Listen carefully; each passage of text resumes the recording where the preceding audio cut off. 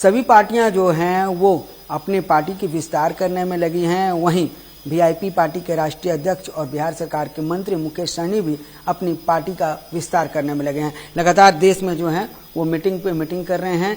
UP में सक्रिय रूप से जो है वो चुनाव लड़ने जा रहे हैं।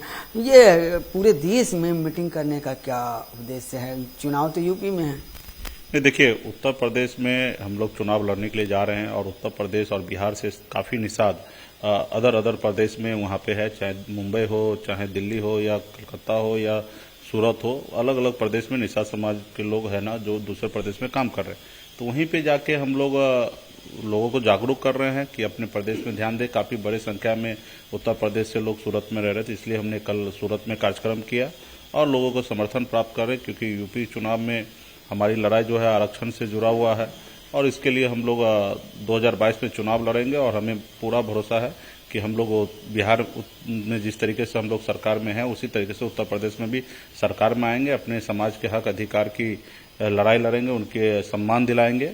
और दिल्ली की रास्ता उत्तर प्रदेश से ही गुजरता है, तो हमारा मकसद होगा कि 2024 में मजबूती से बिहार, उत्तर प्रदेश, झारखंड 3 राज्य में काम करके ज़्यादा से ज़्यादा सांसद बनाए। इसके लिए हम लोग तैयारी कर रहे हैं पूरे प्रदेश में।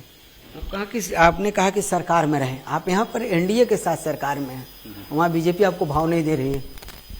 तो देखिए, भाव लेगा कौन, किसको चाहिए? हम तो लड़ने वाले लोग हैं, हमें ना भाव चाहिए ना भाव चाहिए लेने की आवश्यकता है। ठीक है, हम अब निर्णय ले चुके हैं कि 165 सीट पे हम उत्तर प्रदेश में चुनाव लड़ेंगे और उसकी हम तैयारी कर रहे हैं। ये आप जनसभा भी करने वाले हैं बनारस में, प्रयागराज में, तो ये कब से शुरू हो रहा है? ये कार्यक्रम उत्तर प्रदेश का मिशन में हम लग चुके हैं। अभी 18 तारीख को इलाहाबाद में कार्यक्रम है, लखनऊ में भी 4 दिन पहले मैं जाके आया हूं, फिर अभी गोरखपुर में कार्यक्रम है। तो इसी तरीके से कार्यक्रम लगा हुआ है पूरे उत्तर प्रदेश में और मुझे लगता है कि 15 तारीख के बाद और जोर शोर से चालू हो जाएगा।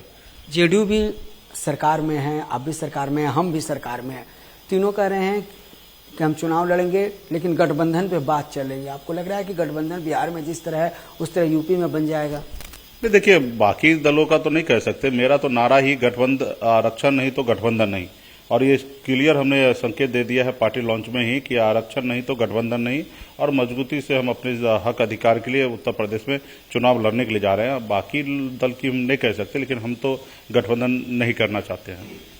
जातीय जनगणना को लेकर जब प्रधानमंत्री से मुलाकात हुई थी तो उस समय मुकेश सहनी जी आपने प्रधानमंत्री से आरक्षण की भी बात कही थी, क्या हुआ? लग रहा है कुछ पॉजिटिव कि आगे बात बढ़ेगी? नहीं, आरक्षण पे विस्तार से बात नहीं हुआ।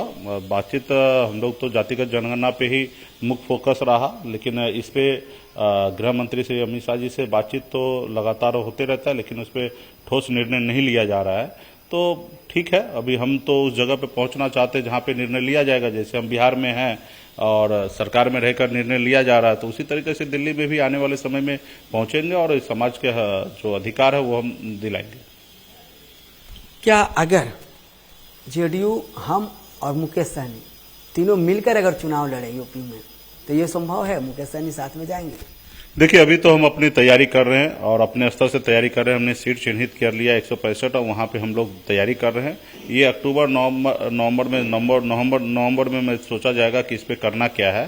फिलहाल तो सामान्य विचारधारा के लोग होंगे तो निश्चित तौर पे हम लोग सोच सकते हैं, लेकिन अभी फिलहाल तो हम अपनी तैयारी कर रहे हैं अकेले।